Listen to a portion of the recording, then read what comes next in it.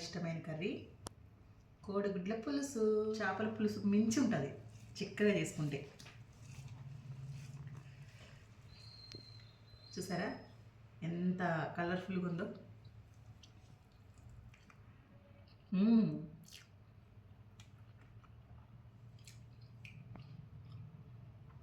నాకు ఇష్టమైన కూర కోడిగుడ్ల పులుసు.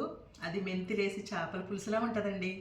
మెంతులు వేసుకోవాలి, దాంట్లో కొంచెం బెల్లం కానీ చక్కెర కానీ వేసుకుంటే అబ్బబ్బబ్బబ్బా టేస్టే వేరండి నిజంగా. మీరు చేసుకునే ఉంటారు కదా గుడ్ల పులుసు, మీరు సేమ్ ఇలానే చేసుకుంటారా? మేమైతే ఇలానే చేసుకుంటామండి.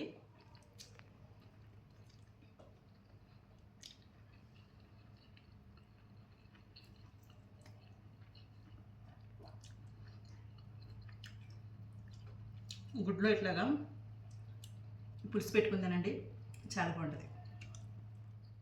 ఇదిగో చూడండి, మన కోడిగుడ్ల పులుసుకి కావాల్సిన పదార్థాలు అయితే నేను రెడీ చేసి పెట్టుకున్నాను. ముందుగా 6 కోడిగుడ్లు అయితే ఉడికించి పొట్టు తీసి పెట్టుకున్నానండి. ఒక వెల్లుల్లిపై పొట్టు తీసి పెట్టుకున్నాను. 1 స్పూన్ వరకు మెంతులు, కొంచెం కరివేపాకు, ఒక 3 పచ్చిమిరపకాయలు కట్ చేసుకున్నాను. ఒక 4 ఉల్లిపాయలు కట్ చేసి చిన్నగా తరుక్కొని పెట్టుకున్నాను. చింతపండు రసం కూడా తీసి పెట్టుకున్నానండి. ఉప్పు కారం అనేది నేను వండేటప్పుడు అయితే మీకు చూపిస్తా. ఇదిగోనండి, నేనైతే బాండీ పెట్టుకుని ఆయిల్ అయితే పోసుకున్నాను.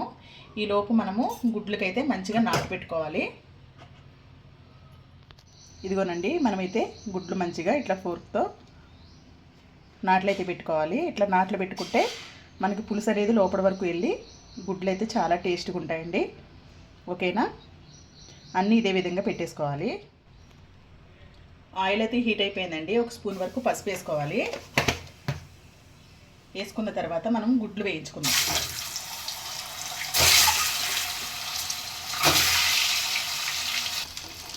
ఓకేనండి, మన గుడ్లు అయితే వేగిపోయాయి. మనం ఒక ప్లేట్లో తీసేసుకున్నాము.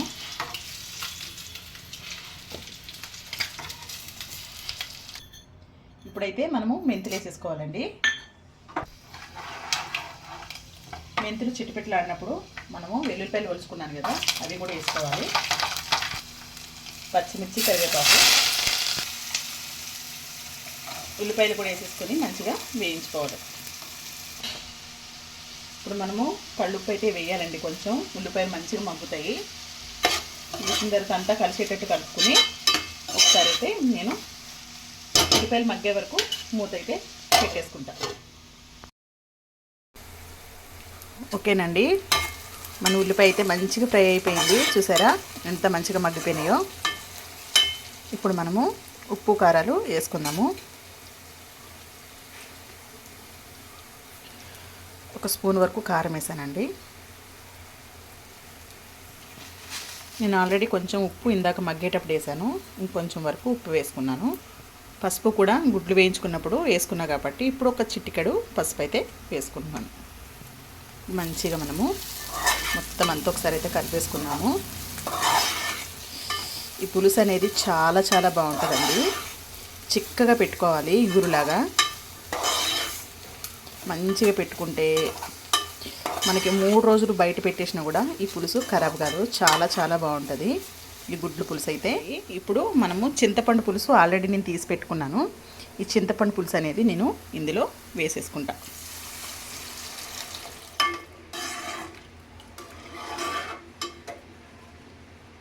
ఓకేనా?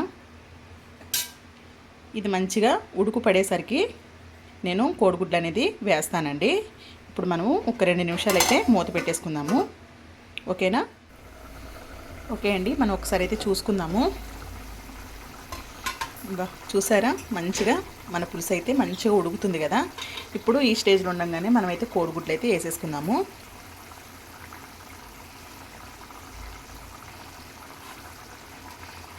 ఇప్పుడు ఇలాగా ఉడికేటప్పుడే మనం వేసేసుకోవాలండి. గుడ్డు లోపలికి వెళ్ళి చాలా చాలా టేస్ట్ ఉంటుంది మన గుడ్డు అనేది.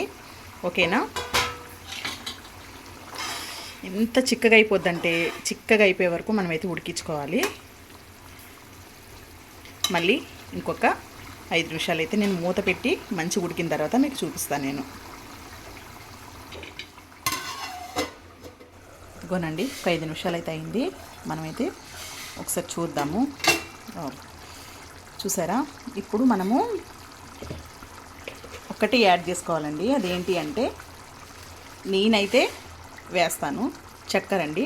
బెల్లమైనా వేసుకోవచ్చు. కొంచెం ఈ టేస్ట్ ఒక డిఫరెంట్ టేస్ట్ వస్తుందండి. చాలా చాలా చాలా బాగుంటుంది. ఈ టేస్ట్ అయితే మాకు చాలా ఇష్టము. నచ్చిన వాళ్ళైతే వేసుకోండి, నచ్చిన వాళ్ళైతే స్కిప్ చేయండి.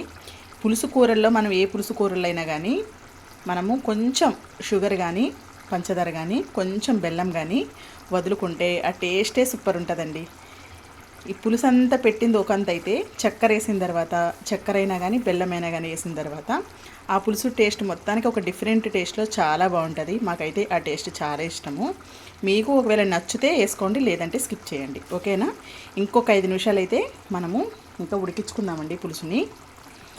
ఇంకా కూడా దగ్గరికి రావాలి. చిక్కగా ఉండాలండి. చిక్కగా ఉంటే ఇంత అన్నం పెట్టుకుంటే, ఇంత కూర వేసుకుంటే చాలండి. కొంచెము మనకి ఎక్కువ అన్నం కలుస్తుంది. చాలా చాలా టేస్ట్ కూడా చాలా బాగుంటుంది. ఓకేనా? నేను ఇంకా ఒక 5 నిమిషాలు అయితే ఉడకనిచ్చుకుంటా. ఓకేనండి, మన కర్రీ అయితే చూసేసుకుందాము. Last and final. వావ్, చూసారా? మొత్తం ఆయిల్ అంతా పైకి వచ్చేసింది. చాలా చాలా టెంప్టింగ్గా కనిపిస్తుందండి పులుసు. చూస్తుంటేనే నోట్లో నీళ్ళు వస్తున్నాయి.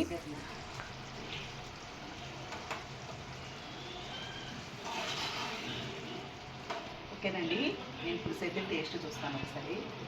స్మెల్ అయితే సూపర్ ఉందండి.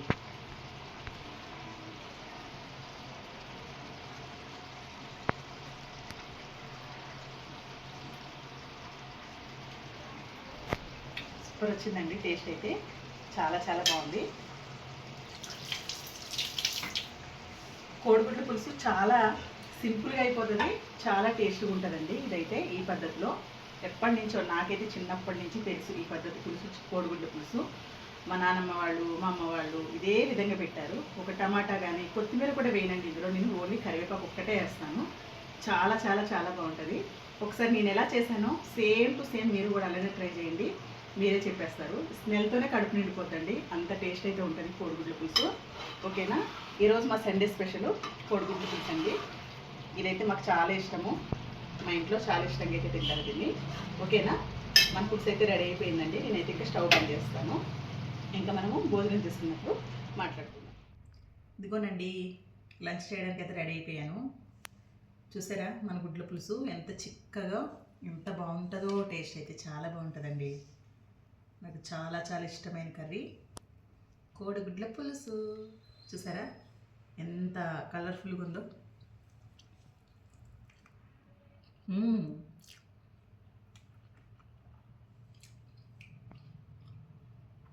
నాకు ఇష్టమైన కూర కోడిగుడ్ల పులుసు. అది మెంతులేసి చేపల పులుసులా ఉంటుందండి. మెంతులు వేసుకోవాలి, దాంట్లో కొంచెం బెల్లం కానీ చక్కెర కానీ వేసుకుంటే అబ్బబ్బబ్బబ్బా టేస్టే వేరండి నిజంగా. అసలు ఊహించుకుంటేనే చాలా కమ్మగా, పుల్లపుల్లగా, చాలా టేస్టీగా ఉంటుంది అనమాట.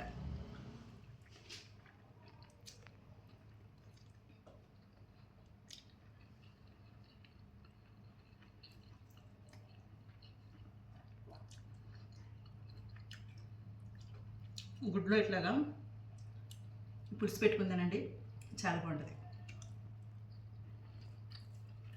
మనం కొంచెం తిన్నా, ఎక్కువ తిన్నా ఆస్వాదించుకుంటూ తింటే ఆ టేస్ట్ అనేది తెలుస్తుందండి. ఒక్కొక్కరు ఉంటాడు దబా దబా తినేస్తారు. దబా దబా తినద్దు. మనం పెట్టుకున్నది కొంచెమైనా కానీ మనస్ఫూర్తిగా మనసు పెట్టి తినండి. దాంట్లో ఉన్న టేస్ట్ అనేది మీకు తెలుస్తుంది. ఓకేనా? నేనైతే అలానే తింటానండి. నేను తిన్నప్పుడైతే మాట్లాడను. ఇక్కడ కెమెరా ఉంది కాబట్టి నేను లోడ మాట్లాడతాను. ఆ కెమెరా ఆఫ్ అనుకోండి, శుభ్రంగా నేను తినే పని మీద ఉంటాను. అయిపోయి మీతో ఇంకా కలిసి తింటాము. ఓకేనా?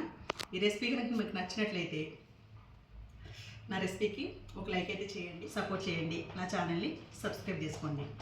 మీరు కూడా ఇలానే చేసుకుంటారా, వేరేలా చేసుకుంటారా, వీరుంటే కామెంట్ బాక్స్లో కామెంట్ చేయండి. ఓకేనా? మరి మళ్ళీ రేపటిట ఒక మంచి రెసిపీతో మీ ముందుకైతే వస్తాను. అంతవరకు బాయ్ బాయ్.